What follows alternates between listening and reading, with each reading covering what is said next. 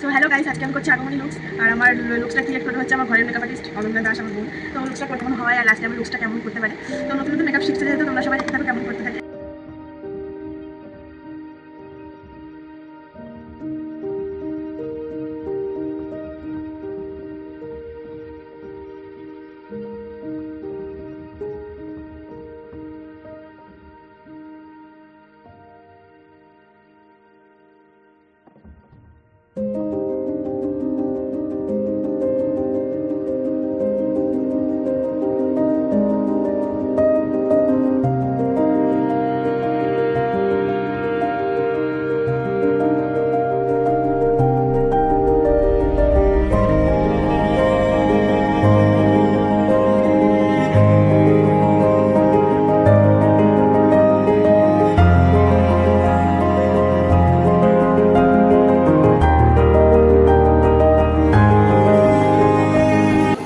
Finally আমার look complete. এখন ফুল করতে করতে আমাদের কাছে ফিরে তখন আমাকে পেয়ে যাচ্ছে